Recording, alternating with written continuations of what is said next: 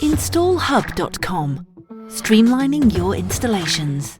Another week, another podcast. Hello, thank you for tuning in. It's Friday the 21st of April. Let's see what's been happening this week in this very busy industry.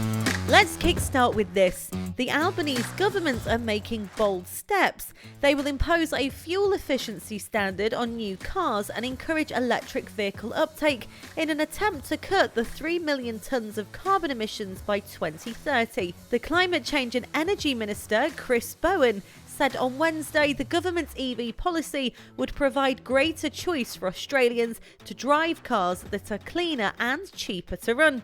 He said Russia and Australia were the only two developed nations in the world without fuel efficiency standards, which meant car manufacturers were incentivised to send higher polluting vehicles to Australia because they could not be sold anywhere else.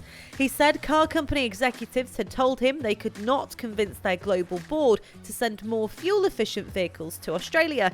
Just 3.8% of cars sold in Oz last year were electric, which is well behind economies such as ourselves here in Britain and of course Europe, where electric cars made up 15% and 17% of sales respectively. Speaking of EV car manufacturers, Renault is considering reviewing its EV prices worldwide after Tesla's cuts. Now in February, Renault Group CEO Luca Di Maio had suggested the French automaker wouldn't resort to price cuts.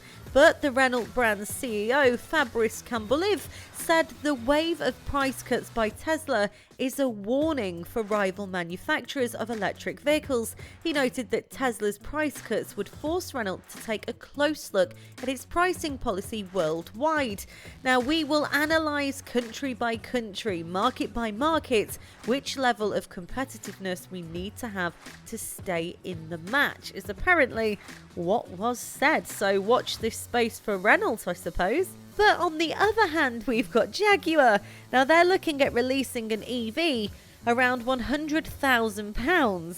Yep, hefty price tag. Now it's going to be a 4-door GT with 430 mile range apparently. Now the new GT will be revealed in 2024 and then on sale the following year by 2025 as the first of 3 models in the new Jaguar family.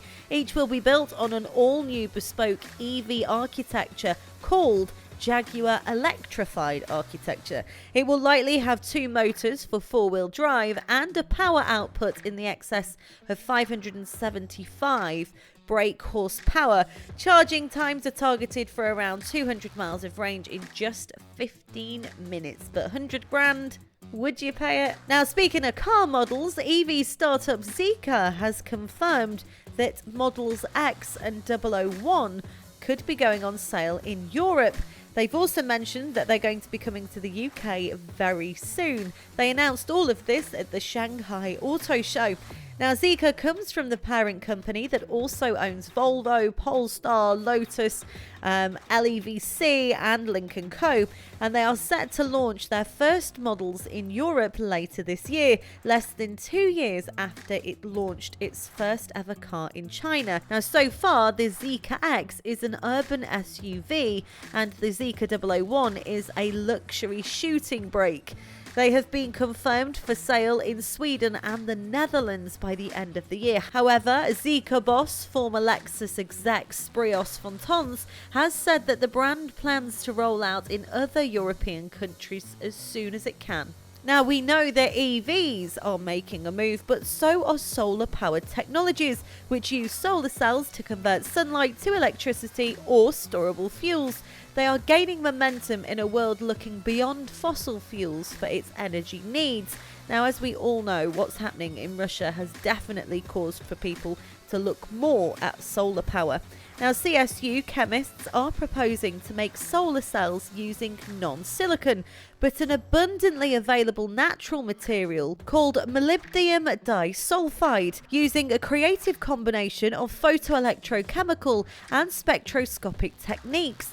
The researchers conducted a series of experiments showing that extremely thin films of molybdenum disulfide display unprecedented charge carry properties that could someday drastically improve solar technologies. They found that the material was so good at converting light to energy because its crystal structure allows it to extract and exploit the energy of so-called hot carriers, which are highly energetic electrons that are briefly exited from their ground states when hit with enough visible light. Now, it makes sense if solar power requires for the energy to be absorbed and then ran, it really does make sense for us to be using this natural product. Now, a little less serious, but equally as important, there will be solar-powered dance music stages at French festivals this summer. Le Bon Air, Pete the Monkey, and half a dozen other French music events will all use a DJ rig created by Pantin-based startup Pickup. They've worked out a way to power large sound systems using solar energy. Pickup's solar speakers use roof-mounted photovoltaic cells to generate enough energy for 2 CDJs, 2 turntables, an amp, a mixer, and a speaker stack powerful enough to play to crowds of up to 1,500 people. The system works indoors and outside, day or night, with a single solar charging lasting 10 hours. Now, since the system is self-contained, it can be set up anywhere without the need to run cabling from a generator. This means you can drop the rig in the middle of a field if you like, with a dance floor surrounding it on all sides. But more importantly, it's far better than that generator and better for the planet. Speaking of saving the planet, the group of 7 rich nations on Sunday set big new collective targets for solar power and offshore wind. Finishing 2 days of meetings on climate, energy and environmental policy in the northern Japanese city of Sapporo, renewable fuel sources and energy security have taken on a new urgency following Russia's invasion of Ukraine. In their committee, the members pledged to collectively increase offshore wind capacity by 150 gigawatts by 2030 and solar capacity to more than 1 terawatt.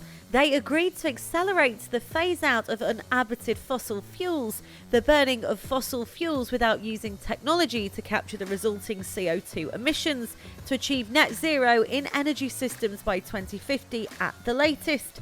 Now, on coal, the countries agreed to prioritise concrete and timely steps towards accelerating the phase out of domestic uninhabited coal power generation as part of a commitment last year to achieve at least a predominantly decarbonised power sector by 2035. Now, it's a tall order. There's lots that they've had to address and try and find the best solution for. Hopefully, this plan moving forward will make that difference that we need. So solar panels are becoming ever more popular. Plans have just been approved to erect 45 solar panels on land in Rossendale. An application form states the plan is to place 45 solar panels covering an area measuring around 50 metres by 8 metres on the agricultural land on freestanding trays weighed down with stones. Now, the area will be fenced with a picket-type wooden fence to deter sheep which graze the field from disturbing the panels. The application form read, the solar panels required cannot be fitted on the roof of the house due to the design of the house and the area required to face south. This is also supported by Rossendale's council's ambition to plant a tree for every child in the valley. The plans were actually approved on April the 18th. So if you are wanting to move forward with solar panels, don't stop at your first hurdle. It might just require a letter to your council.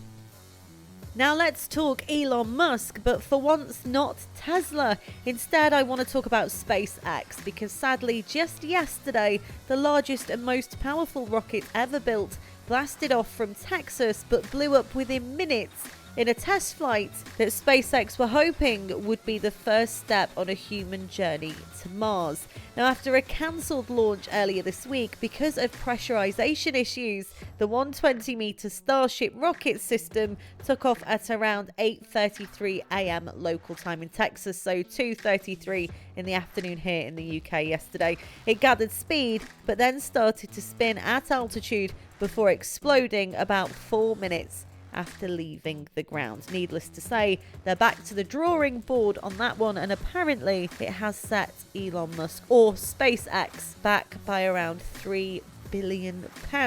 Now that sadly is a bit negative, but this is positive. The European Space Agency has probed for futuristic space-based solar power plants ahead of a rollout. Now, these space-based solar-powered stations, that is a mouthful, could help supply clean, unlimited energy to Earth and complete terrestrial renewables. Now, this honestly has legs.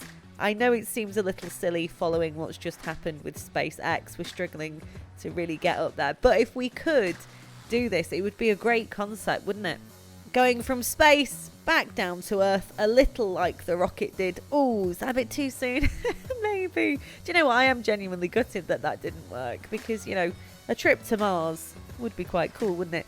Now, back down to Earth, as I say, the UK is continuing to look at prospective avenues to lessen their dependence on the global supply chain for critical materials and minerals. The British Geological Society has produced a report identifying areas in the UK prospective for critical raw materials for the Critical Minerals Intelligence Centre.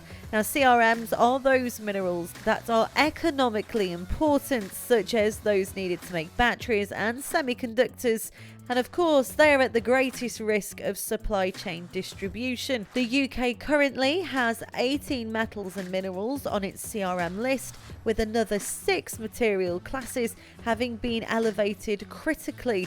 These metals are almost exclusively obtained from mining and refining operations in other countries, although tungsten has been mined in the UK in recent years. And the Guinness World Record for saying the word critical the most amount of times goes to myself. So that is all from me and from everybody here at installHUB. Remember, we are helping you with our software to streamline your installations. Just go to installHUB.com and we'd be more than happy to help. So you have a fantastic weekend. I'll be back with you next Friday.